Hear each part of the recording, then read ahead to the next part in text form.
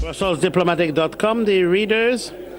We're here in, I would say, a very exclusive evening. We have the chance to be invited by His Excellency, the Ambassador of the United Kingdom, here in the Radical in Brussels. And we couldn't escape the occasion to ask some questions to the Ambassador, because the United Kingdom is one of the first members of the European Union, 1973.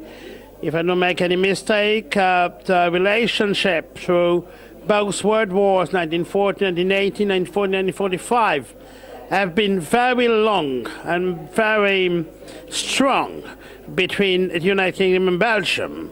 Let's remember that our government has been accepted and hosted in London between 1940 and 1944. It was government PLO. And so the ties are so strong that some days ago, the King and the Queen, King Philip and Queen Mathilde, went to see Queen Elizabeth II in Buckingham Palace. And so we couldn't do anything else than having the ambassador with us on the table and asking some very simple but so important questions. Excellency, good evening. Good evening. It's a great pleasure to be talking to you tonight. And I'm glad you've mentioned the King and Queen's visit. I was honoured to be in London for the visit of the Belgian King and Queen. And the visit showed the close links between the UK and Belgium. You've mentioned history. It's very important that the Belgian King went to the monument to the unknown warrior in Westminster Abbey, a monument which was consecrated shortly after the First World War in the presence of King Albert I, leader of the Belgian forces in the First World War, obviously the ancestor of the Belgian king. Huge historical resonance for our two countries. But it was also a visit about our present links. I was lucky enough to be at the Belgian Embassy in London to see the number of British and Belgians working together. The lead partner for Alan Overy, a big British law firm globally, is Wim de Jonge, a Belgian. The man who runs Tate Modern in London is also a Belgian. We have a number of Belgian football players playing in the Premier League. We have British authors like Michael Mapogo, who was also at the reception. He was there he was there talking about what he has done, partly because he has a Belgian ancestry, but through his books talking about our shared history. And I spoke to big Belgian investors in the UK like UCB. Similarly, we have big British investors in the same sector, the pharmaceutical sector, in Belgium, like GlaxoSmithKline. So we have a strong relationship. We need to work on it. We need to celebrate it. It's about history. I also do a lot of work with Waterloo. But it's about present. It's about governments. It's about business. And it's about people. And when you sit on Eurostar, or you sit on British Midland, tonight we're celebrating British Midland, you see the number of people who are crisscrossing the channel every day, drawn by family or friends or culture. We will have a huge Rubens exhibition in London next year, thanks to Beaux-Arts, thanks to the work of Paul Dujardin, thanks to the great historical culture of Belgium, which people want to learn about, people want to enjoy in the United Kingdom.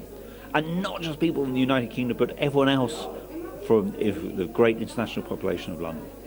Ambassador, 1914, 2014, a great anniversary of tremendous and disastrous war where thousands and thousands of British soldiers and soldiers of British Commonwealth did lose their lives.